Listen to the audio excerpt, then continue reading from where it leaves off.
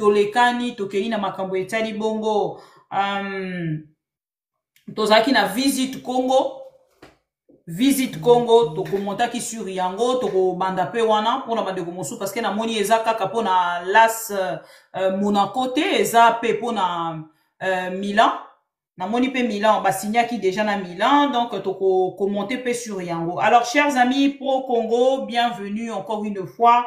Tozali kosolola likambo etali bongo mboka, cette fois-ci tokokende na likambo o etali bongo accord na République démocratique du Congo, tozali kolobela accord Washington oyo ezali kokangisa bongo République démocratique du Congo na Rwanda. Boyebi ke biso na bino tozali kozela après ko paraphé texte oyo Félix Tshisekedi na à travers gouvernement na ye topé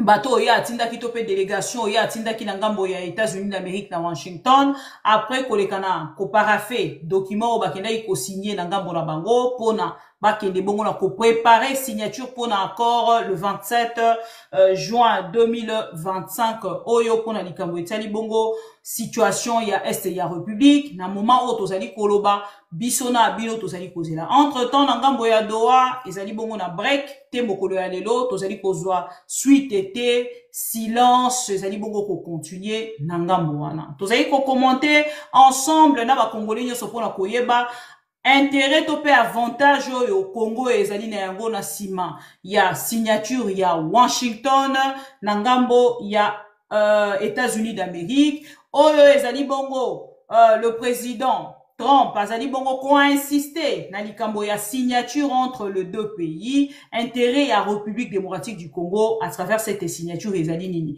nini eko changer soki signature wana esalemi eza mituna oto tunaki na bayiba kongomani o nyonso balandaka biso à travers na mission TV pona komeka bongo ko commenter entre biso na likambo yango na likambo ya signature wana tokolobela pe oyo etali bongo Doha.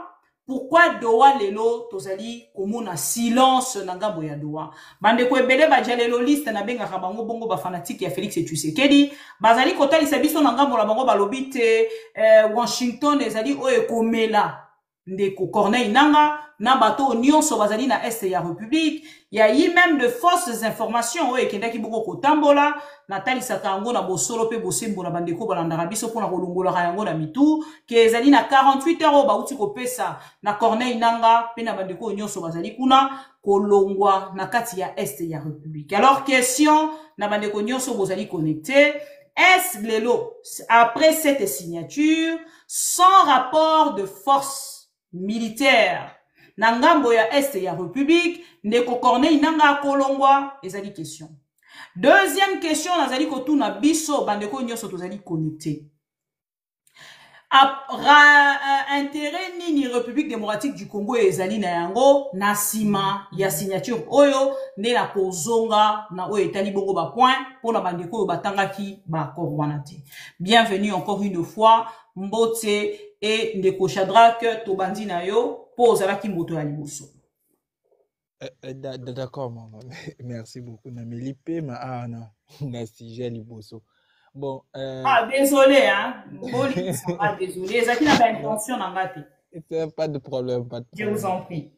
Ok. Par rapport au premier sujet, d'abord pour faire un petit commentaire en ce qui concerne AC Milan, ces histoires-là et tout, parce que j'ai quand même pris connaissance du contenu. Les contenus, oui, les contenus s'avèrent bien, mais le problème, ce sont les acteurs que nous avons. Nous connaissons l'homme politique congolais. Nous connaissons l'homme politique qui gère la chose publique. Et déjà, lorsqu'on connaît les passages de celui qui a la tête là, de ce ministère des Sports, on sait déjà que rien de bon ne va. On n'aura rien de bon en fait de cette histoire-là. Parce que, maman, il faut comprendre une chose. Depuis 1960 jusqu'à aujourd'hui, on a un problème des infrastructures. On ne développe pas un pays sans pourtant penser à la construction des infrastructures de base. La visite, c'est qu'il faut d'abord qu'il y ait des infrastructures de base. Quand on parle des infrastructures de base, on fait allusion des grands travaux, des routes, des autoroutes, des fleuves qui sont balisés, des choses qui peuvent permettre facilement aux gens de se déplacer. Voilà, mais ça, c'est déjà un problème. On a un problème d'embouteillage, on a un problème de tout. Vous dépensez 5 millions pour qu'on puisse reprendre les noms du Congo sur les maillots. Ça n'a pas de sens, en fait. Ça n'a pas de sens. Aussi longtemps que les championnats, notre championnat ici, souffre d'un sérieux problème d'organisation. Les équipes ici ne bénéficient absolument de rien de l'État. Et voilà, donc, lorsqu'on a, c'est comme Koulouto Pharaon a dit, il y a l'absence totale de l'autorité de l'État. Lorsque vous avez des gens qui sont... parce qu'on ne vient pas badiner hein, dans la gestion publique, on ne vient pas faire les stages. Et lorsque vous avez des gens qui n'ont pas la notion exacte de comment gérer la chose publique, et ils pensent que tout ce qui se présente là, c'est de l'avantage. Non, ça ne va pas apporter quelque chose. Par contre, eux-mêmes savent que ça ne va rien donner. Leur souci, c'est juste de prendre cet argent-là, de mettre dans leur poche, c'est tout. Les Congolais ne vont rien bénéficier. Les Congolais ne vont rien bénéficier. Nous, nous sommes contre toutes ces histoires-là parce qu'il y a d'abord un sérieux problème. Les problèmes de base dans notre pays, ce sont les infrastructures. Ça, c'était pour faire un petit commentaire par rapport à ça. Et pour les équipes techniques de la République démocratique du Congo et du Rwanda, au bazala qui sur place na Washington, nangambo na yo ndenge ozali kotala après ba point nyonso ba soulever nangambo na bango pour préparer signature il y a le 27. Il y a vraiment un intérêt, il y a ba Congolais na kati wana topé ya République démocratique du Congo kotala point au ba kotali sa respect de l'intégrité. Wana ezali normal, respect de l'intégrité territoriale, wana ezali normal, interdiction des hostilités, bisona bino tokoki koloba pe ke tozali d'accord na yango, désengagement, d'accord, désarmement, ça je ne sais pas, c'est pas à moi de le dire, mais tokoki kozala d'accord na yango, intégration conditionnelle de groupes armés non étatiques, wana tokoki mise en place d'un mécanisme conjoint de coordination de la sécurité intégrant les CONOPS du 31 octobre 2024. Toko commenté sur Yango, je ne sais pas. Ce qui est commis à 8e point, facilitation du retour de réfugiés et de personnes déplacées à l'intérieur du pays. Toza d'accord na yango accord humanitaire, accès humanitaire pardon, et na 9e point ba kota lisabiso cadre d'intégration économique et régionale. Nga 9e point nde nazali makasi sensibilité na nga makasi evandi na 9e point. Ndeko Shadrack na bandeko nyonso bozali kolanda biso, ndeko Shadrack akokomonte tango tokokiteza au moins na tangi pona biso nyonso. Ndeko Shadrack. Non, mais déjà, moi je trouve ça, c'est. Bon, vous allez me permettre, c'est une bêtise. Déjà, lorsqu'on suit dans la logique tout ce qui est soulevé comme point, pour moi, je l'ai toujours dit, c'est une insulte à notre intelligence. Donc, ces gens nous prennent comme si on n'a pas la connaissance, on ne sait pas exactement ce qu'ils sont en train de faire. Mais ça, c'est une façon de brader déjà nos minéraux. En fait, c'est une forme de bradage. Il n'y a rien de spécial parce que lorsqu'on parle même de cette histoire de l'économie... Ils ont réformulé, hein? Oui, ils ont réformulé, mais l'idée reste la même et ça ne va pas porter la paix déjà parce que nous n'avons pas un contrat avec les États-Unis. Les États-Unis jouent juste les médiateurs pour faire quelque chose. C'est-à-dire que dans toute proposition de paix, lorsqu'il n'y a pas en fait, le serment qui est fait dans cette proposition-là n'est pas sincère, on ne peut rien attendre. Et nous savons tous qui est les parrains du Rwanda. C'est les États-Unis. Et donc, ils ont créé quelque chose parce qu'ils savent que les dirigeants du Congo vont précipiter en fait dans cet accord-là pour signer et tout consort. Mais le Rwanda sait très bien que nous allons commettre une bêtise. C'est à ce moment-là qu'il va rebondir. Et aujourd'hui, quand on parle de cette histoire, qu'est-ce qu'on a en commun avec les Rwandais? Les Rwandais, qu'est-ce qu'il a déjà comme minerai que nous, on va travailler ensemble? Même quand on parle de tout ça, c'est le Rwanda qui va bénéficier. La projection de nos minéraux, de nos richesses.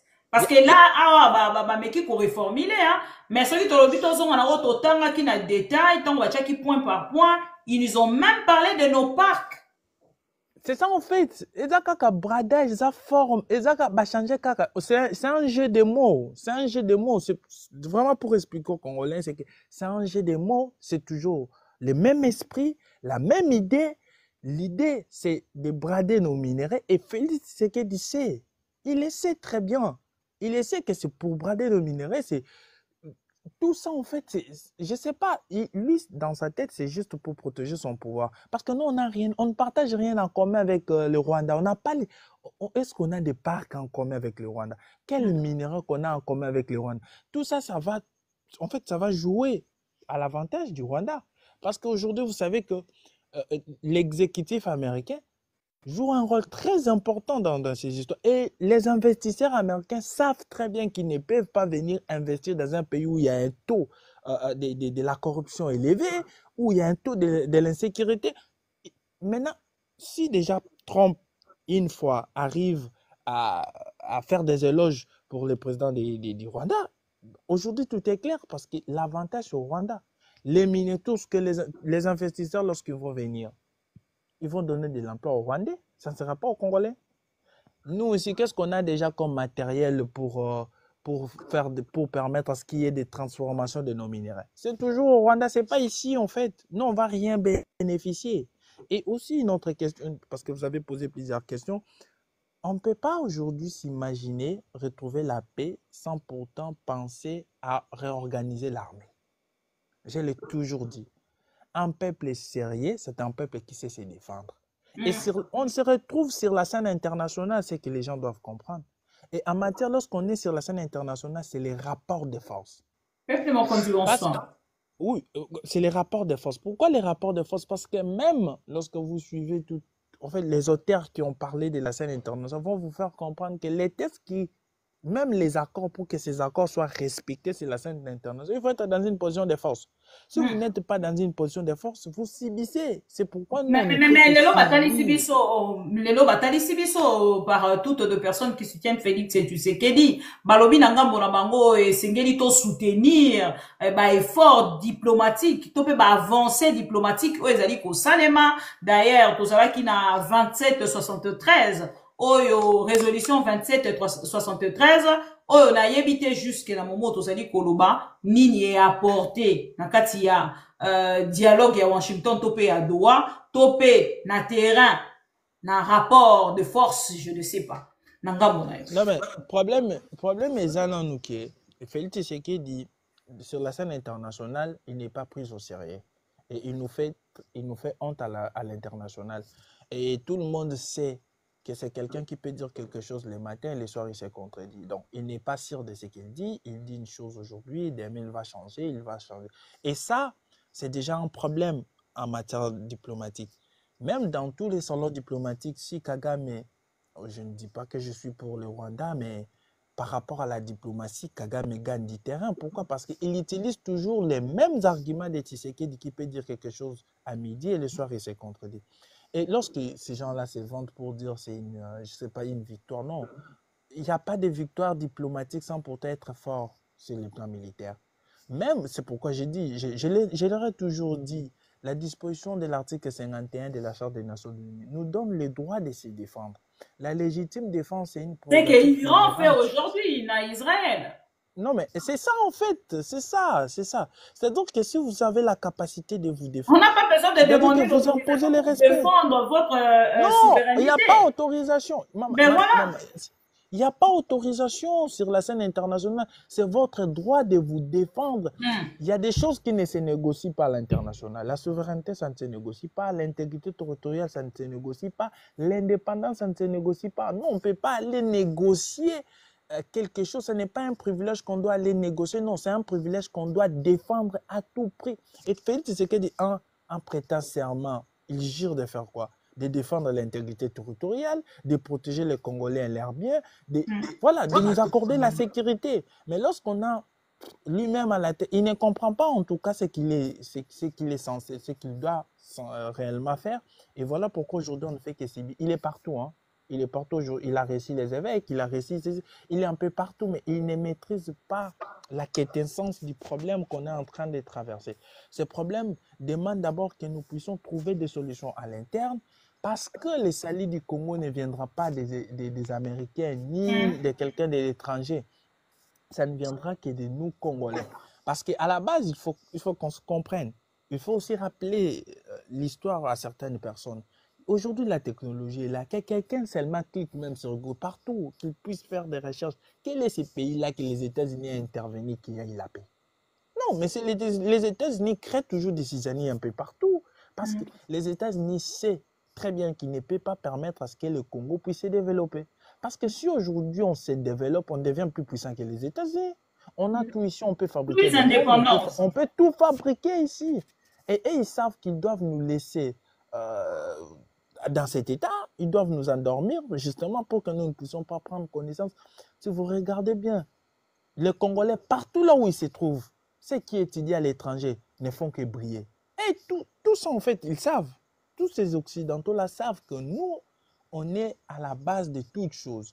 Tout ce que les gens, l'économie mondiale, le développement du monde, les armes, tout, on ne peut puiser des éléments là que ici chez nous au Congo. Alors, qu'est-ce qu'il faut faire? Il faut endormir les Congolais, nous laisser dans les histoires de la musique pour ne pas se réveiller. Vous voyez, c'est ça en fait le vrai problème parce que ces accords-là, vous suivez là où on parle même intégration de groupes armés non étatiques. Non étatiques. Je me pose la question, ça ce n'est pas une forme de brassage de mixage parce que quelqu'un va nous expliquer quoi exactement. Donc c'est à nous en tant que jeunes, en tant que Congolais, en tant que citoyens de dire à Félix Tshisekedi non. Il n'a pas les... C'est vrai que c'est lui qui a la tête du pays, mais il n'a pas cette légitimité-là de nous conduire, de nous induire toujours en erreur et que nous devons être là, bras croisés, actifs. Ces pays nous appartiennent tous en fait. Nous devons nous lever et nous dire non, parce que cet accord-là, maman, on va revenir ici, ça ne va pas apporter quelque chose. Déjà, ça prouve à suffisance que c'est déjà un échec. Est-ce qu'il y aura un changement sur le terrain après ces accords, Chandra? Non, il n'y aura pas un changement, maman. Il n'y aura pas un changement justement parce que déjà, ceux qui nous dirigent ont un sérieux problème. Ils n'ont pas la maîtrise des choses. Ils ne maîtrisent ni la scène internationale, ni la scène interne. Ils ont un problème avec les Congolais. Ils ont un problème à l'interne. Le problème de la cohésion, de l'unité nationale. Et sur la scène internationale, ils ne sont pas pris au sérieux. Ça ne va pas apporter les changements. C'est question pour nous de nous réorganiser à l'interne. C'est très important. Si on n'est pas réorganisé à l'interne, si on ne s'organise pas à l'interne,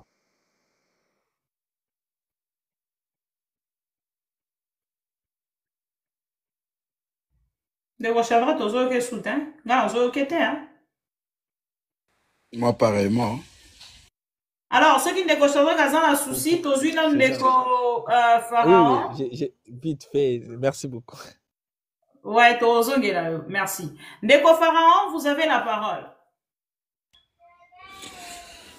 Vous voulez que je commence par quel sujet Le Béni du Camboya, na début awa, pour dialogue juste après, tozono kolobela du Camboya, Las Monaco. Parce que ça partenariat Las Monaco et Las Monaco na AC Milan. Et tozu du Camboya accord topé, accord de principe. Au Félix Tshisekedi a accueilli Bongo ko signé accord de paix au Basali ko préparé pour signer le 27 juin 2025. Il y aura un changement après cet accord to Zelanini et Doha et Zalina break. Commentaire dans ce sens, voilà. Merci Mama Po Congo pour Motuna. Bon, au fait, à ce qui concerne AC Milan, Monaco et tout comme ça, ils ont encore ce que vous connaissez, hein, la frappe. La frappe. Ouais, la frappe. Donc, le ministre Morosuka a frappé, donc, à qui se frappé, Mboka, ils ont bagé, ils ont visité ni, Mama, Tobananano, entre nous. On a quel aéroport au Congo? Tozona nonjili wana kaka. Eza ba supermarché o ya biso ya poto kuta eza bien koleka eloko ça nonjili. C'est entre nous. sikoyo bato baoya baota biloko oyebi na Congo so ozoleka likolo ezalaka neti brouillard ezalaka molili mboka compliqué omona ngo Jean-Paul omite micro s'il vous plaît ezalaka clair te mboka moko boye très très compliqué nde mboka wana oyo bato bakoya ovisite nasalaki poste moko na X natuni motuna bakoya kovisite nini pe wapi namoni ndeko moko na banzo oyebi pe malamu na X ndeko Dorley aye korépondre nga ndeko na biso ya pouvoir alobi te bakoya kovisite Congo Central.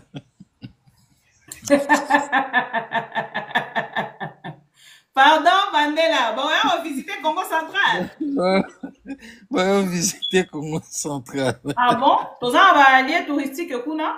Alobi Congo Central eza kitoko, balier touristique eza belé. Bon, vous excusez moi na seki mais na nzela nini siko pona okene na Congo Central? Nde motuna na tunaki. Batu bakoya il faut bakitana na aéroport et puis baye Congo Central. Est-ce que visite il faut bayaka côté à mai pour il y a au profond il y a nani ya banana non ezaka il y a lisapoka kanano bon siko so baye bon les gars nzelani na route de Matadi wana bukana ba érosion banani wana nyoso. Voilà le problème des inconsciences que tozana yango. Nous devons commencer à travailler sur le question morale. Biso ba Congolais to on a problème à moralité makasi. Ce qui to yekoli na nous ko résoudre problème wana ya moralité te to kozwa solution à problème na biso te. Il faut to bandana ko sala autocondamnation. Ce qui to komi ko sala yango biso moko sala introspective omoni ke no awa penza izo sengelate. Nangina loba mambo belete. Mais oyebi ke na minute soto loba Kinshasa nzela ezate. Banzela ata nzela à part boulevard hein, 30 juin yo mona embouteillage yango ndenge ezalaka. À part wana banzela ba route secondaire au Kabila tika wana je n'ai jamais été pour Kabila mais je ne cesserai de le dire chaque jour. Modèle niveau au Kabila tikela kimboka. Si on avait un homme sérieux, pas des frappeurs là, un homme sérieux, na minute tobeta masolo ya rébellion te, tozobeta masolo ya dialogue te, na minute tozobeta masolo ya développement. Est-ce que le monde a comment ces gens-là sont en train de jaser partout? Bazoye bate, ti basali 7 ans ah, bazoye banane lo ni borsalate. C'est par où ils doivent commencer.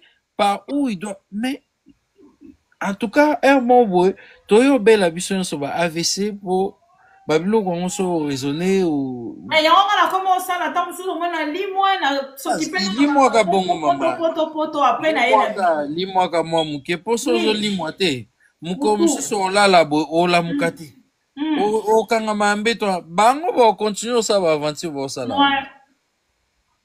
ozomona siko awa na minito na Congo nanu championnat kaka ya oya Congo wana sponsoring obi batie combien 100 000 $. Mais ceux qui t'ont vu voyager à ba équipe wana ndenge se déplacer kinda d'un province à une autre obi combien ça coûte à ces gens? Énormément d'argent qui ces équipes là dépensent mais bozumo logo là 5 millions. Boke mutambaye pa asala kyo yaye azwa kyo yaye ba 5 millions atela kyango banani bananga banani awa pe mudimbo alobi budimbo abi bonga nde na otika la sima ye pas eu 5 millions ateli na kobate ye azu 5 te ye azu 20 millions parce que 5 millions eke na Monaco 14 millions point 900 ndeke pa ya nani AC Milan donc il a récupéré il est parti dans 20 donc on a posé au cas on est à 20 yo mon à 20 mais ce qui toque na wa contour nango il y a beaucoup de choses ba terrain eza na Congo te tozana ba terrain o to bengaka zélotique na Congo c'est là où nos joueurs jouent ba championnat locaux ezala sute ngana oto yebi ba époque wana epefkin ndenge ezopesa biso ba joueur epefkin ezala susu wapi na lushi babenga yango soki na bosani championnat ya Lubumbashi ezala susu te nani oyo tozobenga soki linafutu wana ekomi soki ilikosoki wana yango eza na mwa chance ezomeka mwa muke koresiste mais il y a pas grande chose bastade eza te eloko moko ya mal oyebi est-ce que 20 millions so bapesi yango na baekipe ya Congo wana bameka kodevelope nani wana omonake championnat koreleve mwa niveau na yango mais bozwi mbongo boki opesa baindividu baki opesa yango kuna deja basignale nde toya awa toyeka cope bino bozwa kaka elo mwa grave eza te bato baoya na bango te toyebi bato baoya te mpo mboka wana eza viable te premièrement mboka ya tourisme eza mboka oyo ya sécurité ezala d'abord sur le plan sécuritaire il faut ezala d'abord eloko wana eza primordial ya mibale économie eza très important économie etournaka malamu o mboko badetournaka bamillion économie ekozala malonga économie nini oyo on peut s'attendre na mboka na biso wana banzela eza te eloko moko eza te courant eza te bon sikoyo nayebi te estce tozotambola na mutu to tozotambola mpe na maboko peut-être nga nde peut-être naoyeba te mais bandeko peut-être nde toza na bango bakoki kosunga biso balimbolela biso to meka kososola estce makambo biso nde tocomprendre te to bango nde biso nde bazoba bango nde bato mayele to biso nde toza na mayele bango bato baza bazoba me nandimaka te kotraite susu bato nyonso kobanda na Tshisekedi ntina suka nandimaka su te kobenga bango bazoba bazoba te tout ce qui est bon et tout baosala eza makambo eza prémédité. Il y a rien, on dit dans la politique, il y a rien de hasard dans la politique. Tout ce que nous vivons là, ils en ont et là moko ezaki préparé. Wana to suki si wana pona to ke musikata bato ya nani wana. To koti na marambo ya ba accord de principe soi-disant bon. Entre le gouvernement congolais le gouvernement rwandais. Oyebi place nazali esika na fandi. Maintenant oyebisa yo mama Bibi retenir eloko. Kobanda avant d'abord que les musika tango lobeli likambo ko visiter ko senga pe pays ezali na sécurité bato wana balandaka ba information de Pharaon les gens pour pas déjà les États-Unis d'Amérique qui ko placer République démocratique du Congo un pays à haut risque pour interdire tous les Américains il y a pour fréquenter pays wana te bon ko une chose et son contraire. Et Félix Tshisekedi a outil pour répondre pour l'enrôlement qui va accompagner cette décision. Il y a repé Sabino un passeport ce qui biométrique. Plus, il y a plus. Il y a il y a biométrique. Ah mon Congo. Il y a bon pour ozongisika mo mukesima. La sécurité. Premièrement, les États-Unis autozo dilé na bango Congo azo dilé na bango. États-Unis à Sakangara ambassade nae. Ça fait quelques mois déjà. Et ça l'a raté. Pourquoi? Parce qu'Amérique est commis et Congo est à place mon ya au risque. Américain ko risqué. Naebi baninga belé bandeko belé o tolingaki koya to moi to kendeza te to bi to telemao. Oh là ba message yaki et tout consort. Si sikonde to sola nayo ambassade eza okanga. Parce que babi danger moko zo planer na Congo wana et ma bemo kokoma wana anytime. Ngana otoyebi que ce sont des personnes mieux informées. Mais mieux informées ouais. Mieux informées so ti siko ba ofungola te c'est qu'il y a quelque chose qui ne va pas. Na likolo nango babakisi biso na liste oyo kalate ba congolais ba uta susu Congo te ba ya awa États-Unis te ouais. Oui. Travel van banné.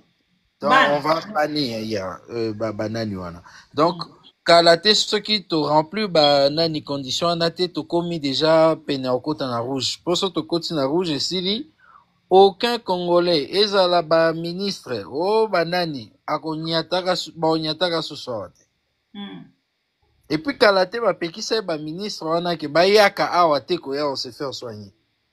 Il y a pas longtemps ils ont été interdits de venir ici pour se faire soigner. Et je trouve que Nzambe Mutatindaki Trump. Trump, c'est Dieu qui lui a envoyé. Il a envoyé Namboka pour Asunga Biso. Parce que quand les gens voient certaines choses comme ça, les gens disent non, Azanae raciste et tout comme ça. Non. Quand on vous pousse, qu'est-ce qui nous manque de construire des hôpitaux chez nous? Batonga na otoyebi batonga hôpital ya cinquantenaire wana. Ndesika wakende kobomelanga tatakuna.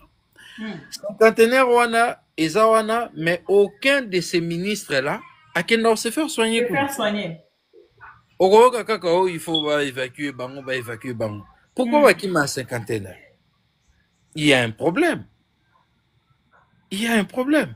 Sécurité, eza au rouge. Tango, bazoe bisabino maambo wana.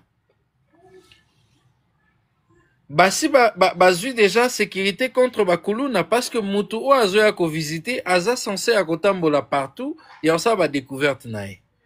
Ministère ya tourisme, est-ce que bossi bo préparer yango? Ils ont un niveau ni ministère ya tourisme, ils ont un budget nini. Ils ont préparé nini, ba lengeli nini o il faut basala.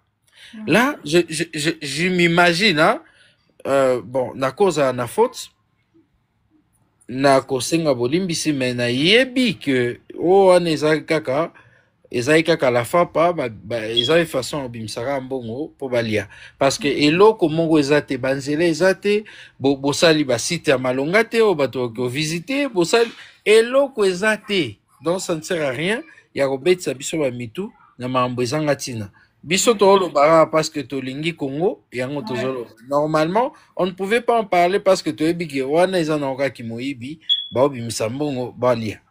Yami balé soki tokoti na dossier ya ba accord o ba accord wana mama na ngai entre biso. Na salara tweet moko ya pona nayebisa mama ministre na biso ya affaires étrangères pour na monaki attitude na body language na ezalaki penza ya esengo te tango asinyaki ya parafaki ba papier wana ngai nasengaki na ye a démissionner nayebise soki makambo ozosala par rapport na makambo bazotindika yo osala na mokonzi na yo ezobalana te démissionner otikala clean. Parce que ozosala ekomi lokola tokobenga ngo forcing azosala forcing de préférence soki conscience na ezali bon nayebi ke awa pe otali mbongo otali pe makambo baotindika peut-être avantage moralité soki eza moke ocontinue na yo kaka mpo na mboka na biso moto adémissionnaka na ye te c'est rare au moins moto adémissionné c'est rare très rare. Et ça n'a aucune culture na bisote. Na moni pas au continuer na wana bon to sala ndeni. Et loko ba sala wana eza na avantage ni ya ba congolais ni ya Congo. C'est-à-dire loko ba sala wana yebisa ngai marambu oyo ya ba minéraux wana pour contre la sécurité. Nana kende ko senga mo. Oya sengaki Tshisekedi. Siko Rwanda yeko sani na kati ya maambwana. Mutunat. Tshisekedi abi ngana yeto coopérer. Boya bo pesa nga sécurité nga pesa bino minéré. Siko Rwanda yeko sala nini na kati ya maambwana ouais. Toza batu to mekamo ko pusa mo makanisi musikati. C'est-à-dire marambo oyo papa Honoré Ngbanda loba akosate. Ngbanda lobaki Tshisekedi aye na ba mission misato aye ko légaliser agression aye ko légitimer bango pe ko faire avaler bango ba congolais. C'est-à-dire eza normal makambo Rwanda sala na Congo eza normal bondima yango ezala bongo apesaki bango basakima banani tu awa basispendaki yango sikoyo na minute oyo ntango baosinye baoparafe babiloko wana Air Rwanda ekozonga susu na Kisasa makambo tu oyo ezalaki wana ekozonga na baavantage susu koleka po baminera yango olekanga par Rwanda, allez, Rwanda traité, allez. Abimisi yango, le plus grand producteur ya coltan na Afrique, yewana Rwanda. C'est-à-dire, tu sais qu'il a avalisé biso marambo ya Rwanda, que Rwanda penza a produisa kanani ba coltan, a produisa ba biloko wana nyonso. C'est là le problème au biso ba congolais tozan nango. Donc, musika te pona lobaki, oh tout beau mona na ba gesticulation, tout ce que vous vivez. Ils ont un plan et à Tshisekedi. Tshisekedi n'a jamais eu de problème avec le Rwanda, ni moins encore avec Kagame. Depuis qu'il était là, il a été toujours soutenu par ces gens. Et il continue à vivre avec eux. Tomoni, bomona muozi. Oh, mwana ya nani ya na Kinshasa lobby. Il y a sécurité, ouais. Est-ce que boyo ki ata o te ba rappeler que non mais yo ba tweet na yo sala kuna so ndeni. Aloba ngote hein. Ils n'ont jamais fait mention de quoi que ce soit. Mais ces gars-là a menacé presque toute une nation. Oh Toyoka et Kinshasa ifanda ki kimia. C'est-à-dire à partir à l'élo, ceux qui m'osent poster le gonaï n'allaient plus commenter, n'allaient plus faire des commentaires na bilo wa Mohozi wana. C'est-à-dire Mohozi et Tshisekedi sont de même état d'esprit. Baoti ko signer nani kunati ba élargir nani mission na ba sala. Aéroport ya Djougou, ils ont maboko na bango non? Ce sont eux qui contrôlent cela. Aucun Congolais ne peut entrer là-bas, ceux qui vont ba passer autorisation te. On eza ba élément ya souveraineté ya mboka. Mettons bozu bo pesi yango ba paya tolobani makambo tozo vivre wana soki Kabila nde muto asalaki yango na habite na minute oyo est-ce que Kabila nga bandola na Congo to nga bandosa ndeni Tshisekedi aza chansa moko na ebisi bino bokozwa même pas idée makambo oyo Tshisekedi osala na mboka wana na habite bon. Ça ne sert à rien tout ça va commenter rebelle mais ngai na loba ngo butu moi mokolo kaka tata wana olongwa pouvoir ngai mutu na ko porter plainte à liboso ngai na penza na bar boyi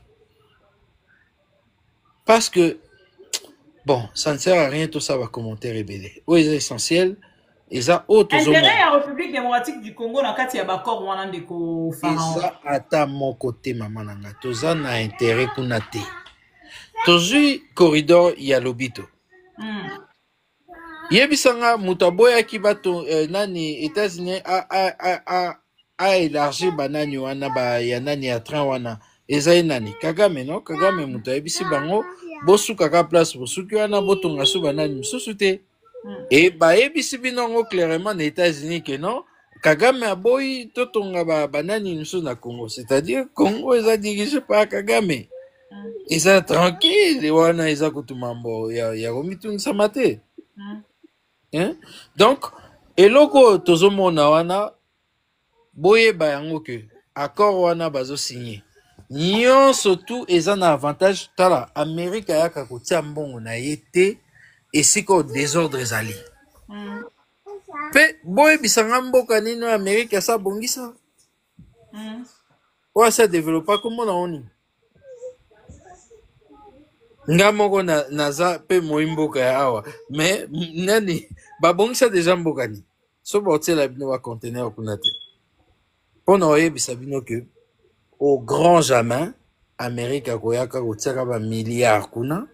Na mboka wana boza no ba margolin boza batumo boza ta série ata mukete Tshisekedi ne aza tango ya ka loba batumo au moins des Congolais mona Tshisekedi c'est comme ça qu'on le voit na scène internationale valeur ezate personnalité ezate ba moniga mutazo loba bon voilà azo jaser ozwi na bakolite na ye babemba banani osangisi bango tu baza mipiko moko bato moko, c'est-à-dire oyo biso esengeli tosala ya kokanga parenthèse wana ya Tshisekedi na bakolite na ye le plus vite possible, to passer à une autre chose.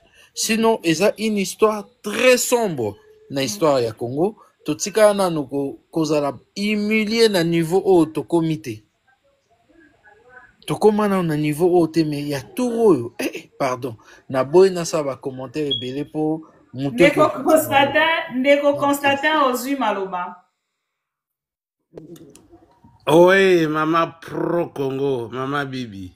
Bonjour, bonsoir. Maman Nangai, bonne santé na yo d'abord. Bonne santé et bonne santé na ba Congolais conscients.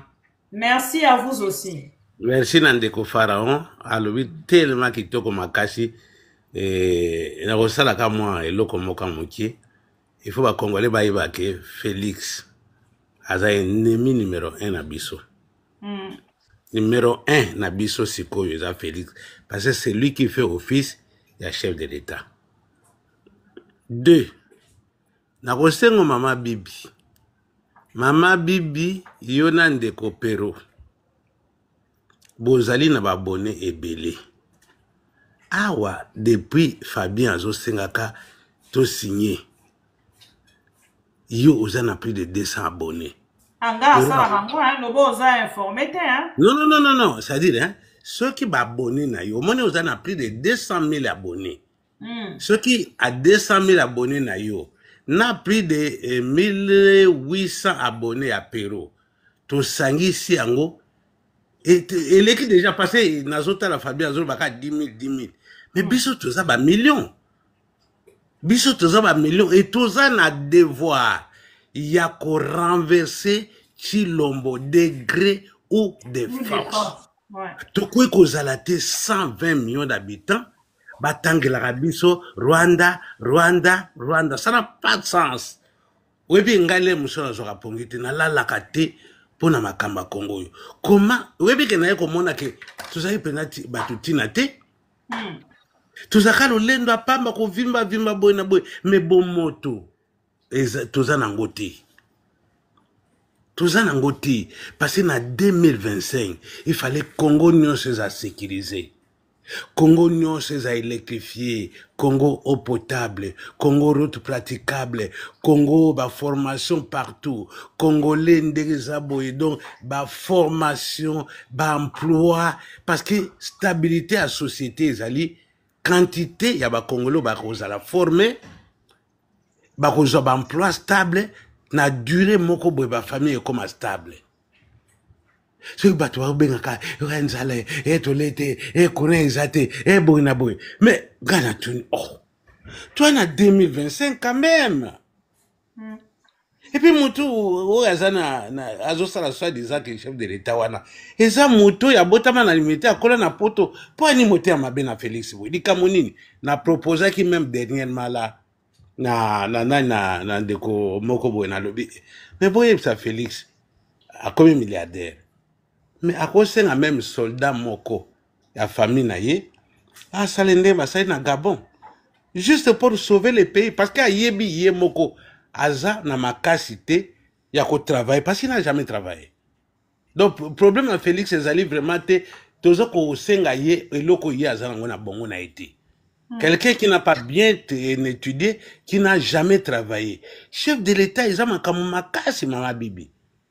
Imaginez-vous que la province nyonso ezo compter sur lui tant ba signataire ezo ya vaut mieux amelate na masanga ta amelate na masanga po à se consoler. Félix a osala vimba ki chef de l'État mais na mukati ya musala Mama Biba le no dossier ya pétrole et yeboye au lobby orienté en un sens boye dossier ya botanique même agriculture bisoto tala. Même agriculture, ba Congolais, ba kolia loso, outi japonais, outi singaportais. Mama Bibi, les Congolais doivent produire ce qu'ils mangent. Mangoustan, il faut ça partout na Congo. L'osso, il faut ça partout. D'ailleurs, ngana lubina, C'est gouvernement, azali même à kokolo bake, à partir à l'élo, ba Congolais ba olia so quoi en te pourquoi ils ont contribué à la santé à mutute, dans le développement mental à mutute, ba banolia makemba, ba banolia so. Ça c'est l'orientation où il y a pays. Il faut que tous les bateaux yo bazana na lolendo ya kopesa ba Congolais moi vivre autrement. Ya biso toko va na potote. Toko va na poto sani. Alors, les accords signés entre la République démocratique du Congo d'ici le 27 juin na Washington. Il faut ba Congolais ba télémélango. Yanga na lobaki eloko yo ya ba signature ya Fabien wana bino bato bozana ba abonné mais boye bisa ba abonné na bino ba signer parce que eza inacceptable. Ezali version oyo ya Félix asalaki na Goma. Ozomona no? Nasenga ki ojour moko otindela ngai eloko ya Félix wana pona chauna na statut nanga. Et Félix abanga ba Congolais te. Abanga Kagame na ba Rwandais neti na film. Abanga bisote? Abanga bisote po ayebike ba Congolais ba sambela. S'il vous plaît. Ozo comprendre abanga ba Congolais te po ayebike ba Congolais ba sambela mingi ba soki ba vivre la vie à loyenge. Ozo comprendre? Félix ayebi, Félix est dans la vidéo moko peut-être cause à nango. Félix aloba Kabila za makasite mais kobanga na biso. Il faut vaincre la peur. Et ça na vidéo moko Félix tango nango soso. Na diffuseur. Ozo comprendre. Félix aloba ngo na munoko na ye. Ayebi très bien que ba Congolais ba banga ande. Imaginez-vous 6 ans ba Congolais ba manifester ba tiki Félix. Incompétent qu'il est, il n'a rien à proposer aux Congolais. Parce que dans sa tête, il a Péro, il a farine, il a foufou. Nasenga toujours, pourquoi les officiers de Bisso, à mon côté à cause de courage, ya ko renverser. Tozo mona, nani officier, zolia bikedi, zolia mape kauka. Ndengeni zo sala organe officier supérieur te. Moni mwana Museveni, aye na Kinshasa. Aïko tala na otala ba vidéo ya Luc Malembe oya sala kana côté Ituri kuna et ce type là qui menace le Congo ayeti na Kinshasa. Donc ba Congolais bazo kansani na. Ti M23 yé na Kinshasa et sali 14 mois. Ti soki monto aussi wana auti ayé na Kinshasa. Siko ba Congolais ba kansa ba osakana biso. Des petits pays de moins de 25 millions d'habitants s'amusent avec les baobabs, les grands Congo, les plus grands pays francophones du monde, 120 millions, géré par un semi-lettré. Non. Vous avez vu que Félix a mal élevé à Fingabato. Et c'est un chef de l'État à Fingabato. Et c'est un chef de l'État. Olina Rosala, un rassembleur. Garçon a la chance, Pharaon a dit que le garçon a la chance. Yako sakanate. Donc, on a moqué les boypé, on l'a moqué, bambi au chef de l'État. Et puis, on profite d'un côté quoi. Pour changer Congo, à profiter d'un côté, mais la rebond sa famille n'a pas payé moko. Bon, Nabi, Congo, bon, attends. Famille na ye, ce qui est bongi, et qui ne revient na wapi, na planète nini. Famille na ye loko le bongi ba va na planète mais pour biso nde tozaboye elengi na biso na Congo. Oyebi ke natala ba petit moko awa na Montréal bazobina na kaja aza na voiture a cheza iko ye moko azobina ka ye moko na kaja motuka na bi elengi oyo ifo ezaka na Kinshasa elengi ekoza na poto tepo na poto mutu aza grave azati. Tout le monde est capable d'avoir tout ce qu'il veut. Vous comprenez? Donc biso nde tozaboye toza na devoir yakosala vraie rupture. Donc une bonne gouvernance. Il faut to kanga chilombo to pèse exemple. C'est un méchant garçon. Mama Bibi. Merci na émission na l'air nyoso. L'émission na zana kayo na boy kali. Tu regardes le téléphone. Nabi Mama Bibi. Merci. Merci papa Constantin de commettre reçu parole. OK, merci. Merci beaucoup pour la parole pour la deuxième partie de l'émission Mabibi. Ouais, Nakubanda accord d'abord, RDC Rwanda, quel intérêt pour le Congo et les Congolais? Nabanda non a dossier à AS Romana, AC Milan, si vous voulez bien. Éparpillé. Oui, déjà, ce qu'il faut retenir est que c'est déjà un projet, c'est encore un autre projet irréfléchi, un autre projet qui n'est pas opportun, surtout dans le moment où tout ça qu'on traversé une crise politique, économique, sociale sans précédent. Maman Bibi, vous allez vous en souvenir que RDC a mené une campagne de diabolisation pour pousser club oeza na contrat na visite Rwanda pour résilier contrat. C'est là qui campagne na Paris Saint-Germain, basali campagne na Arsenal et tout, mais cette campagne là a échoué parce que au moment que non au lieu résilier le contrat, il y a même le contrat qui est renouvelé, comme il y a Paris renouvelé en 2028, il y a Bayern de Munich renouvelé en 2028, il y a Arsenal maintenir en et puis club moi comme c'est Bakisami ou ils Atlético de Madrid Bakisi en na zupe contrat et puis pendant que le contrat moi il y a visite Rwanda, moi je suis pas rwandais, je suis congolais. Mais il y a eu un travail de fond. Et puis, le contrat, ils ont en partenariat avec Qatari.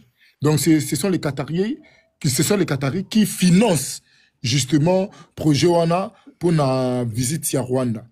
Mais ce qu'on a esprit, il y a qu'à concurrencer visite Rwanda, notre génie, génie blanc, notre génie blanc, Didier Boudimbu a dit que non, voilà, nous aussi, nous devons faire aussi notre projet, il y a Visite RDC. Donc c'est un projet où il réfléchit uniquement pour la concurrencer. Donc, lundi, il faut dire ça, Bongo, lundi, Visite Rwanda, où il y a un projet de fonds, c'est ce que le rôle de tout ça, c'est plutôt ça pour que tout le monde mais déjà eza projet moko inopportun parce que na minute oyo mboka d'abord de A eza divisé, c'est tout le monde le sait, c'est connu de tout le monde, et s'il y a des choses ou des lieux à visiter dans mboka oyo eza parc forêt et tout, mais ce que secteur ou na place parc ezali il faut visiter eza sous occupation. Pour le Congo central, qu'est-ce qu'on va visiter dans le Congo central? Déjà, quand on natif ou habitant Congo central, qu'est-ce qu'on va visiter? Na Kinshasa, maman Biyo, moi, mais on a Kinshasa, la racisté. Donc, il n'y a rien à visiter, c'est juste un programme, un projet non réfléchi. Ce qui est pour la frappe, là, tu mets ça en abisso, projet mbongo, ils vont réfléchir après. Donc c'est comme ça. Et pour il y a RDC, New Deal, il y a USA, RDC, Rwanda. Maman, aujourd'hui, Félix Tshisekedi dit, à cause de cet accord-là, il a changé son attitude. Mais évitez ce qu'on y a sûrement vous avez l'information que Ayamaki père spirituel hier bureau dialogue. Voilà, bon. Dans le bac aujourd'hui, déjà cet accord n'a rien à voir avec nous, avec notre survie, étant que de Congolais, étant qu'État. Parce que quand le président Félix a cueilli vers les Américains, dit les là qui simple. Vous venez me dépanner, vous venez m'aider dans la situation dans un sécuritaire, et moi, contrepartie, je vous donne des minéraux. Na boule na ye, si je peux dire, na esprit na ye, tant qu'il n'est pas américain, il espérait que l'Américain ya dans la charme de sécurité pour que voilà. Bango déloger ou soit bombarder Rwanda na M23 comme ça y est à récupérer à récupérer contrôle. Il y a toutes les étendues de la République. Et puis, après, si Bango, en contrepartie, les minerais. Et esprit n'est là qui bongo. Maintenant, en arrivant à l'administration Trump, puisqu'ils se sont vus, à Koutaina Batou, oh, il va réfléchir ça.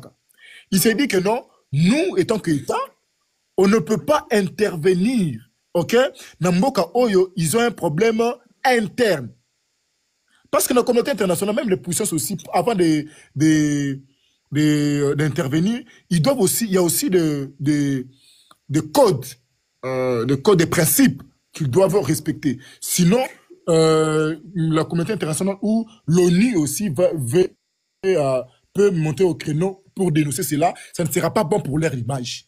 Vous savez que les Blancs ne jouent pas avec les images. Les Occidentaux ne négocient pas avec leur image. Donc, voyant cela, il s'est dit que non, voilà, au lieu de tout ça, lobby, non, on va bien sûr exploiter les minéraux, mais à notre manière. Ça veut dire que vous allez avoir un accord avec le Rwanda et nous allons exploiter les minéraux, ok, à partir du Rwanda et puis venir vers nous. Ce que schéma wana, qu'est-ce que le peuple congolais gagne? Na schéma où on a wana. Le peuple congolais gagne quoi? Parce qu'il n'y aura ni financement, ni construction des infrastructures. On ne viendra pas. Le projet Sicomine avec les Chinois nous ont permis de construire quelques routes.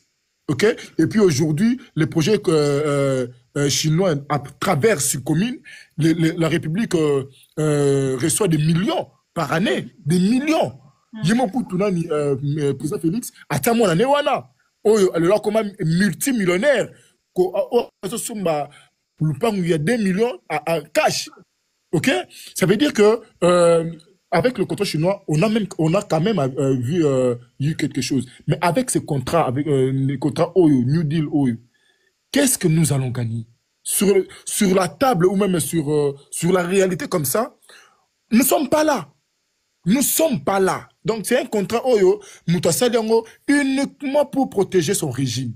Et aujourd'hui, vu qu'il y aura un accord, il y a déjà eu un accord, et Tshisekedi va poser la signature, ce n'est pas un accord de principe, parce que quand on parle d'accord de principe, cela veut dire qu'il y a encore des clauses qu'on doit discuter sur l'accord. Alors que la situation, toutes les clauses se sont déjà discutées, et voilà pourquoi aux 9 points, il y a accord émis déjà, le Tshisekedi va officiel, va poser la signature pour que l'accord est à la scellée.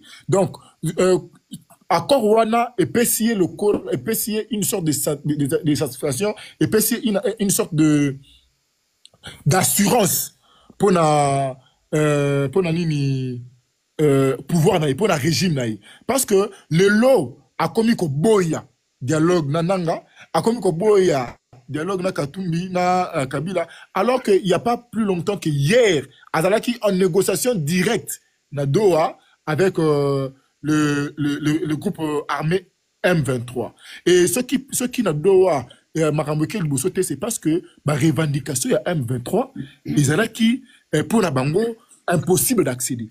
Parce que les M23 sont clairs, ils disent que non, nous voulons une transition sans Félix. Ils sont clairs. Selon les informations que nous est parvenues. Il y a un monde en Doha, c'est l'échec. Il n'y a même pas que non, non, c'est l'échec.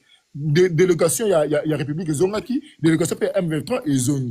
Mais aujourd'hui, avec cet accord, aux hommes que non, président Félix a commis qu'au ciel et temps. Et c'est un danger pour nous, la population. Et comme manini, le changement, solution, nakati ya Est et ya République, n'a rapport de force, en fait.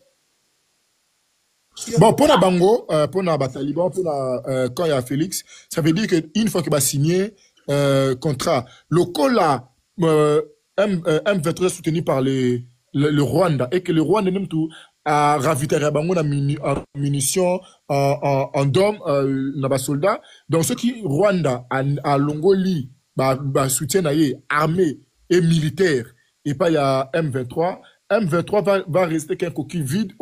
Bango va déloger facilement, selon leur idée.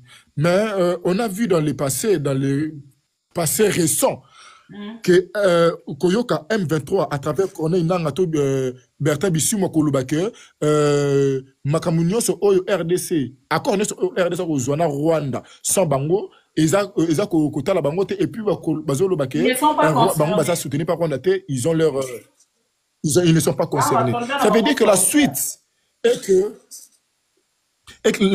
est que Pona quand Félix et que M23 le cola soutien à Longwa bango bako se retirer de la position na ba localité ba place où baza occupé et comme ça gouvernement et kozwa contrôle total il y a guerre wana il y a sikawana et puis l'ordre va revenir.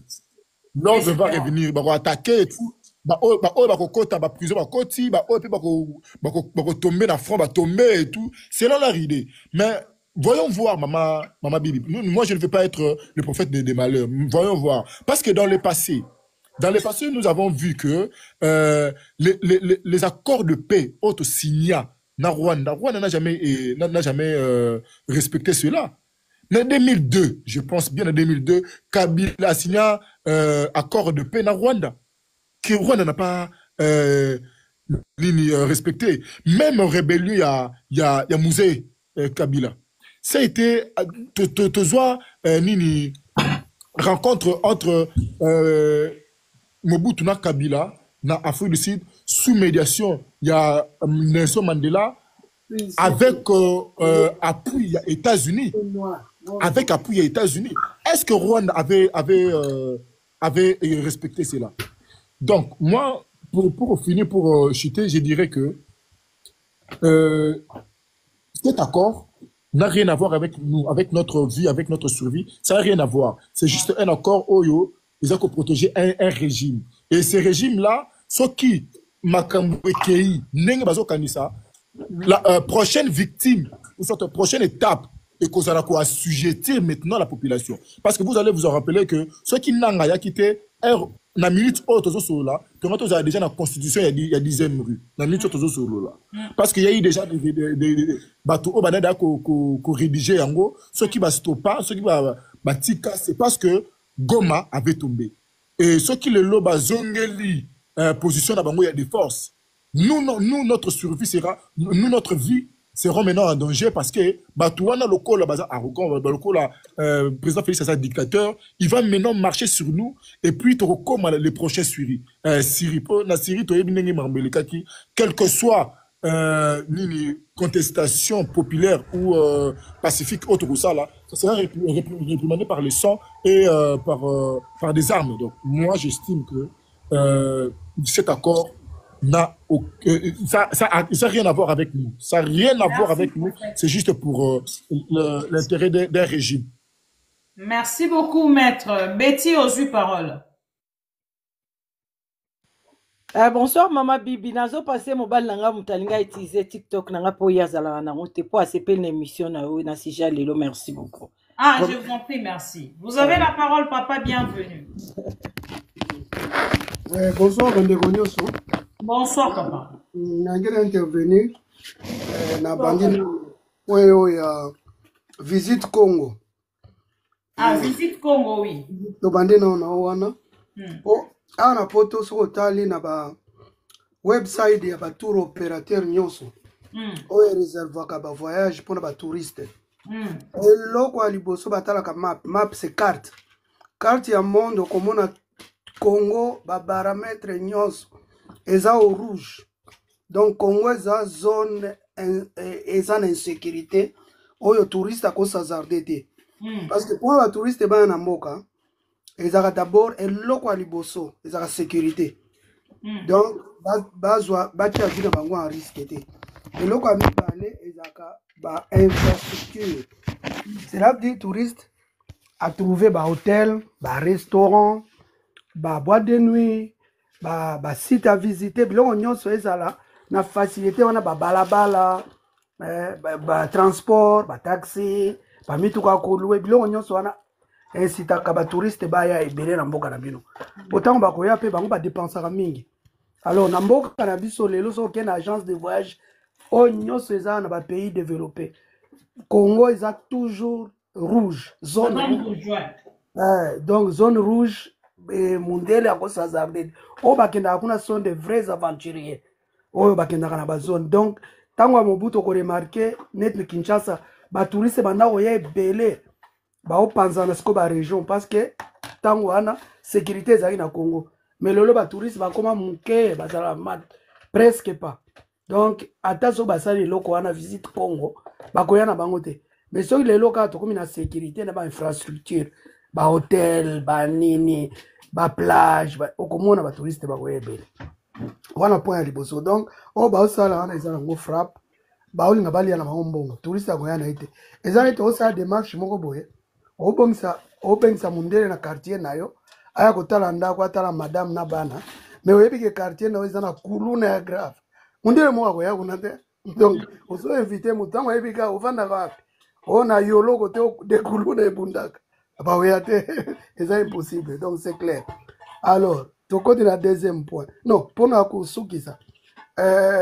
Totika ko sous-estimer ba mboka na biso. Omoni ba Congo bobenga ba Zaire wana. Ezala ba site touristique ebele. Alors yo ndeko soki oyebi te o s'abstenir. La nga na yebi ba site touristique ya ba Zaire te okoloba no ke ba site touristique ezade.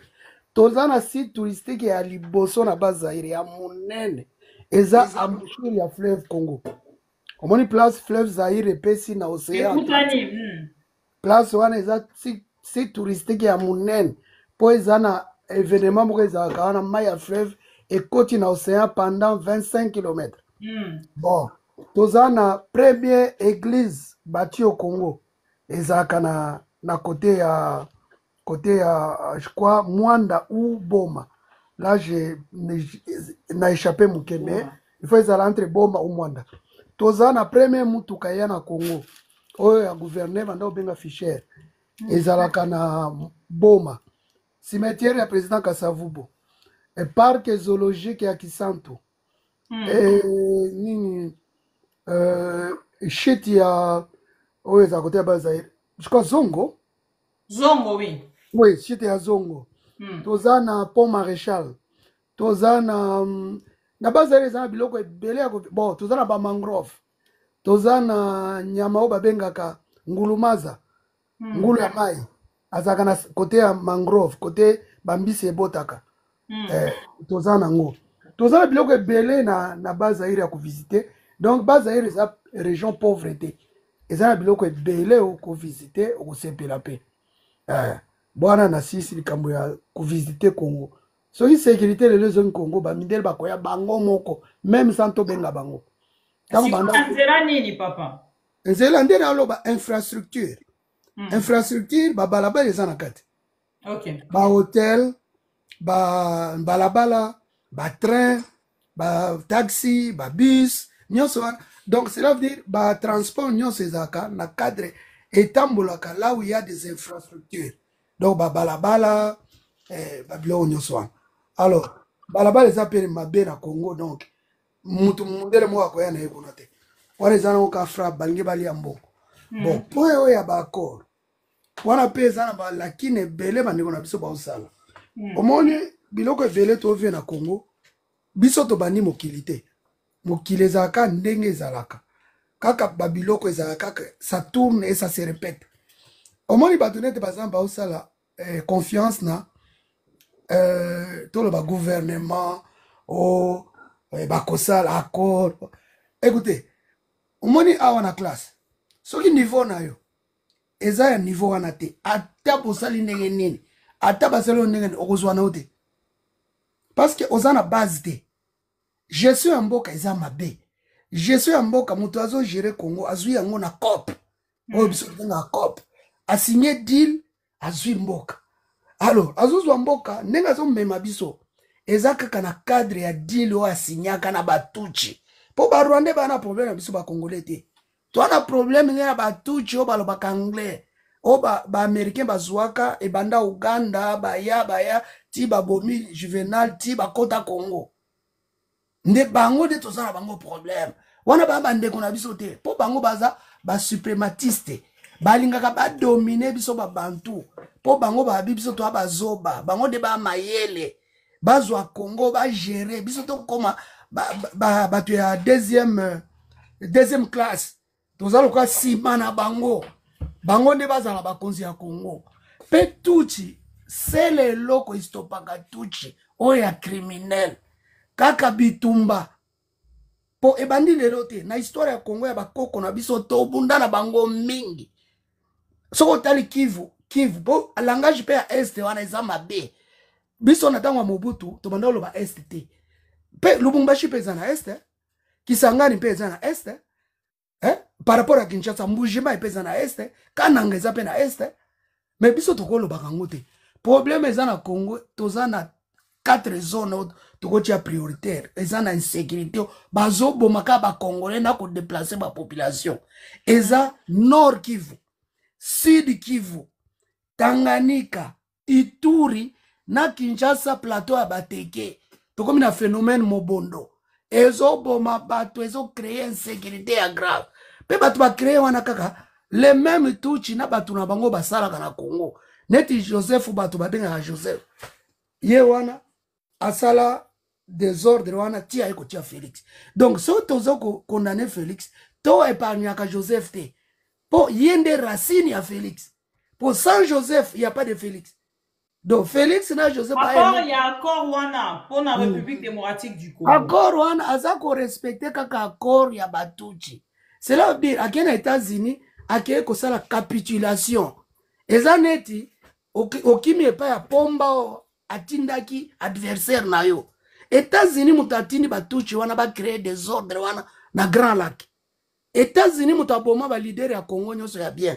États-Unis mutatia ka ba leader ya Congo ba président ya Congo asko bango pe batia Kagame batia pe Museveni siko biso Congo toke biso ba victime toke suka epa ya États-Unis ke opesa biso solution est-ce que ça na sens edingwe mutabeta kayo ye mutarme adversaire na yo okeli so epa ya edingwe ke na signé ya ko zo biloko nyoso andako opesa nga sécurité c'est Félix qui fait ça Félix a qui pas États-Unis muto ya za pyromane muto a créé situation nyoso ya Grand Lac wana père pompier ouais ça yé le loi comme ça père pompier est-ce que ça na sens il y a na sens de pour États-Unis ndaza la base ya o nyoso to vivre na Congo Félix a qui pas na ye bon allo elobi bandeko ebele balbi wana États-Unis na Congo nde bakesa la deal siko place ya Rwanda eza wapi mokamo de tali Rwanda te biso nyoso to sali force to komi na armée ya makasi Kivu wana to blende yango na ba troupe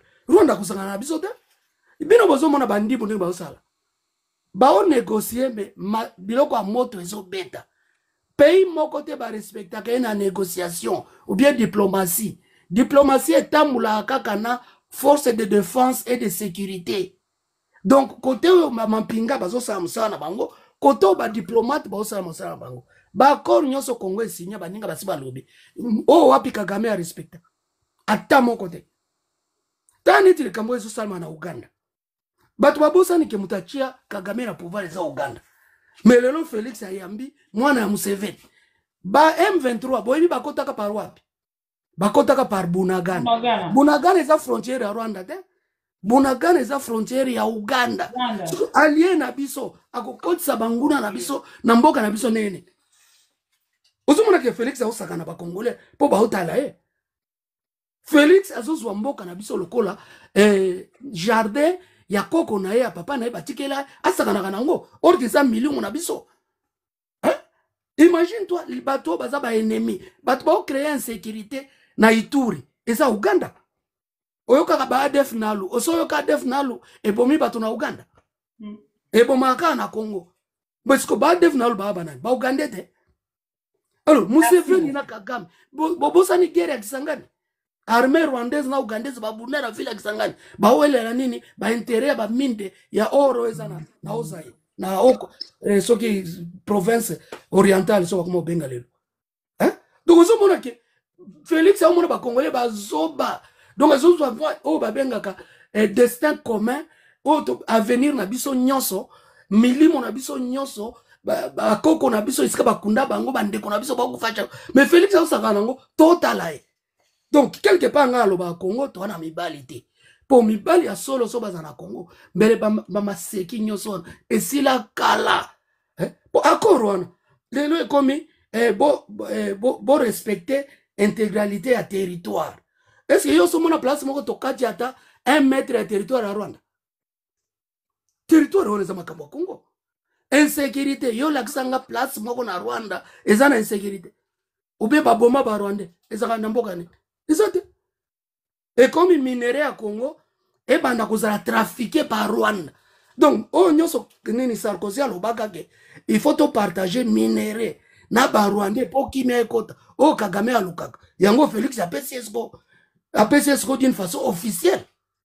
Bato ba bomi biso plus de 10 millions. Baya kozwa isu mabele ba koko na biso, bazwa mbongo, basomba isu mandoki, baya ko bomba biso su lobby. Est-ce que toi normal biso wa congolais? Tona la pe pongi tota lango fuma. Est-ce que ça na sens? Ezani ennemi na voisin, o alinga ko botolo lopango, a menacé au luka chef commissaire des zones, commissaire des zones abino pour to solo la il faut bo signer yo na voisin na yo orki yo ke funda yenda alinga kozwa qui était ni lopango nango biazo lopango nanga mobimba. Est-ce que makambo wana eza makambo ya yo na voisin bo signer ba accord bo partager? Beaucoup partager nini nzete ya manga obi asafo eza repa nanga ezalaka muto asabomelo bana abomelo bande ko abomelo mwasi balobaka il y a pas de paix sans justice et réparation. Même en Afrique du Sud basala paix basala justice paix basala réparation. Pour sans justice et paix ezalaka te. Po muto déjà papa na eba bomena ba Rwanda mama na eba bomena ba Rwanda ndeni ya ondima bloka ndewana eza ndetu bozo ko se moquer bozo ko finga ba weyo bakenda. Donc biso wa congolais faut to fongola miso to telemela ba konzi ya mabe ba longwa to tia ya bien ba kumba biso. Je vous remercie. Merci beaucoup papa omité micro ndeko bigas aux parole totikali na point ya suka o ezali rencontre ya Félix Tshisekedi na rencontre ya Félix Tshisekedi na mwana ya Museveni pena sanko tokosilisa na yango ndeko bigas aux parole pona ko commenter sur Washington RDC Rwanda.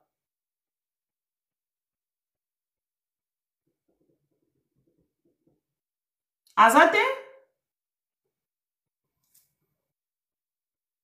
Azan, prends ma micro.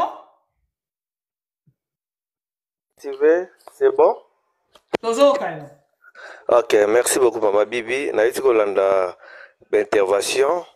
Il y a papa Langa, Bobali, et Maman Betty. En tout cas, ça va bien. Nenga na banda na makambo ya Ase Monaco. Nazo bossa na oui. Nga na Betty Pebale, lelo nata na France, nazaki na RDC wana. La betaki pe bale to evre na baninga ebele o mingi pe ba comme ba professionnel ndeti ba die mbokani ba joueur ebele to beti na bango bale na ba terrain ya Delvaux.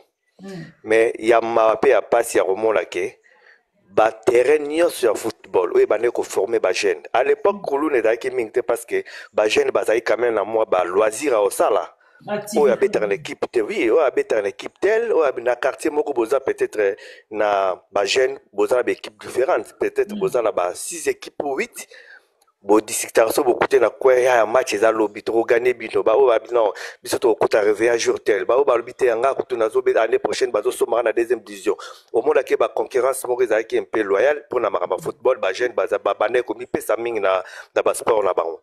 Mais il n'y a pas si tout le monde a directement terrain en football ou bandaki ko sangsa ba jeune et bakanga soit disant ba construit tout quand c'est bazo tongango pour l'intérêt ya peuple ya jeunesse congolaise. Mais tout le monde a terrain wana lelo ko ba clôturer pour ba jouer ba qui ne même ko s'entraîner et comment ba acrobatie moko vous ne pouvez pas imaginer. Tu vas na banda loana tout le monde ba terrain ya banda les équipes équipées tout ta par-ci par-là bazo ko beta ba balle wana mais lelo terrain ba lobi reconstruction ya ba terrain o wana bande tikala bongo o lelo bato ba komi peut-être ko kota lelo ka komi pour ba kermesse pour ma ramsu so ezana ngo soki ndenge nini bon bambongo bado proposer ko pesa na ba aseroma soki nini soki ba asenini soki ba Milan c'est soki wapi est-ce que ba ko aussi ça ba terrain ta fait que jeunesse et retrouver ba place nango ya ko sakana vraiment makambo oyo ezalaki bakoki kofinanse na Congo na biso wana banini quoi, comment je peux dire centre ya formation ya football eza combien oyo babimisaka mbongo mpona koencadre bajeune batanga ebele tozomona banema banani balamine si baza bana mike te baza bana mike produit mpo bakóma lelo bainternational bakóma lelo na niveau bakomi seke babanda quelque part baza na bacentre de formation babandi ti lelo babimi bagrand joueur biso tobimi bajoueur tobandeki kobima bajoueur kaka équipe moko ya quartier boza na entraîneur moko seki kida boza na entraîneur moko seki Jean-Claude seki nani ameki na bamoyen na ye koencadre bino epuis tinde bambokali bamonana mbokali mpo amonana mbokali tobeti na mona équipe ya 3e division tomati 2e division epuis ezalaki na mwana ya kibonge moko babenga papi kibonge qui était venu na Delvaux akutaki ampleur ya football tozali na baéquipe lokola bageb oyo ezalaki soki tozala rencontre des équipes ya Delvaux baolinga te betama latéral Delvaux pour succès ezalaki te même makasi plein à craquer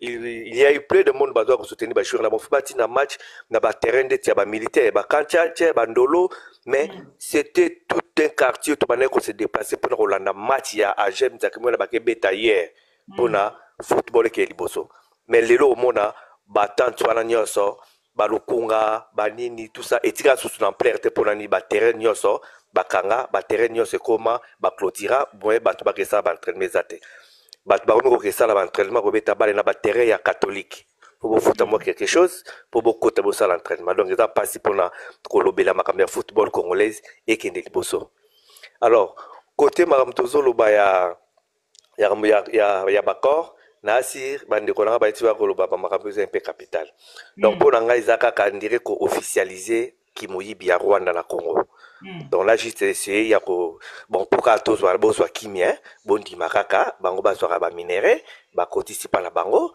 batekeli biso calmement alors nous-mêmes toza incapable ya kozwa baminere na biso kosala marché na pays moko songolo à toute liberté toza aller na France alors est-ce que France na Suisse baza na guerre est-ce que ça pour France baza na quelque chose te pour Suisse baza na quelque chose te baza na paix pourquoi parce que to rôle ba quelque part ils ont de la force baza na ba militaire alors biso na Congo sur totali ba nombre d'habitants tozali ba mobiliser ba jeunes ba tia ba conditions ba vie sociale za malamu mutu ne so linga peut-être comme un militaire azala salaire na ye azobokola bana na ye vivre malamu pour protéger mboka na ye nani akolinga kende guerre koto mama na ye aza malade koto ye moko aza na soutien malonga te koto azobanga soki lelo nazwi lisasi combien de bacamarade bazwi bamasasi bakoma bahandicapé lelo bakoma kosenga bambongo na bavictoire wana parce que batelemaki babi tozokende tobundela mboka azwa lisasi azonga même pas quelque chose ya kolobaki no bazwa basoin oyo eza approprié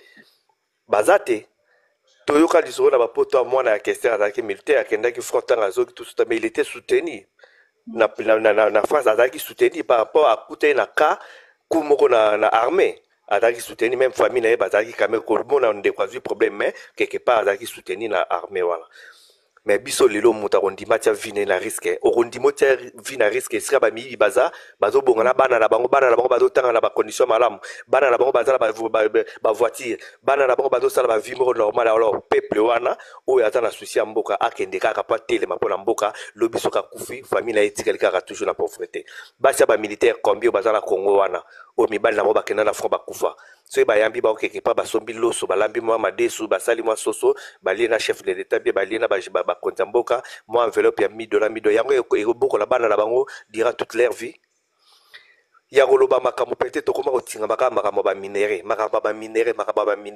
donc na mboka na biso eloko ekotisa ezaka baminere na este ntango baminere yango na este ezali na guerre te baminere yango ko peuple kongo na bale koprofite na nini elo nisi basala na kisasa babiki mbongo ewiti na baminere oyo ekendaka libanda yango lelo oyo tosali eloko te salite oyo ezosila te na Congo ezaka mpo baminere wana Rwanda azoteka donc quelque part toza na caoutchouc te toza na arbre toza na nzete te toza na biloko mosusu te oyo ezalaki bakoki kosala mpe volonté mpo batia néfice ke propriété soki bakoka na Congo mobimba te même na Kinshasa wana ya komona zando ndenge koma mama na obimi Congo il y a 4 ans biso tobimi Congo na koksi inane te mais je vous dis que no grave na danso na vani na otala mboka ya bapoto ozotambola mo etangisanga ma miso bayuti kosala bainfrastructure moko na Bumbo komi na Bumbo parce naza ressortissant komi na Bumbo na Bandal batongi banzela ndeti tokotia direction ya Birmanie basilfate yango direction ya Sosa basilfate yango. Moi je me posais les questions si bandeko avant na longwa labi omoni nyonso yo izo salama mais ya koyeba suivi sur ezate tokobetaka même solo ba makadamu ekokoma bazelo. Mais effectivement lelo na bengi mutu atikaki na bibodi ba direction na biso batie ba makadam ayebisinga so embule beti na mona kande to alikola zelo basali route ezolongola banda Sakombi donc qui vers Kitambo Sakombi pour matamba campagne basalaki route moko ebimiti na 24 novembre et nzela kaluka.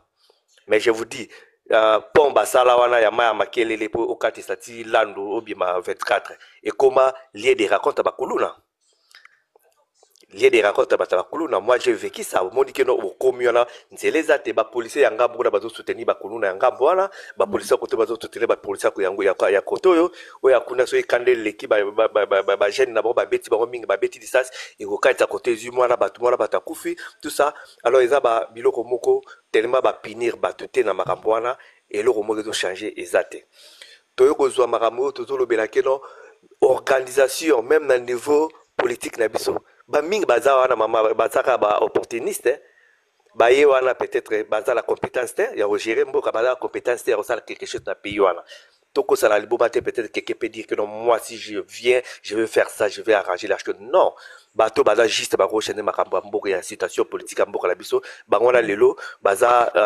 bafoué bango wana lelo bazolukela ba problème parce ba est vrai te soki ba fonctionner malamu ba secret nyonso et puis ba nyonso mabego ezala dévoiler na Congo. Bah eux bazo soutenir Bantu Valère. Ce sont des gens qui viennent à côté de l'autre pour alia à mon que non la soutenir Kabila. Ma famille est bien, na sala ma pango, na la mitou, na la bosse bien. Eux aye koto aminga la soutenir Fati parce que ceux qui banana bazu musala, ba cousin na koti ba na ba branchement bazu ba mbongo ba voyager, c'est bien. Mais todo tia Congo wapi pour mutazo ya pato nza poche nae ale sa famille ale cette botanae nani akoko penser à l'obakino lelo na ndimina za la victime mais pour Congo et que liboso qui personne tout le monde a lu l'histoire française to yoka disola ba gendarme on était encore des enfants ba gendarme ils ont combattu pour leur pays ti lelo ba porto et comment la ba structure le réseau sati loi ou bien social ou bien likamomoko efanda ko uta kala biso soki président a koti ayina makamunaye soka longwe oya koya sima bakuzi bakamnyo swana babafwe ayena oyaye soki oyaye ministre oyaye azui ba jana ye akoti atali boye ba décret loi ba signa ba biloko musu ba signa tel oyo profiter la ngate a longoli atie yaye oyo kuna ye au juste et comité na ba professeur ya université o ba mikoti sina kata politique quand est-ce ba opesa bana cours ya malonga déontologie ya malonga parce que maintenant soit d'autant à l'université ça peut-être pour apprendre quelque chose pour l'obi soit continuer à musala dans la société à y appliquer. Mais nazo mona bato qui ne voyait que la comment détourner, bazo y que la comment s'enrichir, bazo y que la comment faire voyager des enfants et ta femme tout et non pour intérêt en mboka.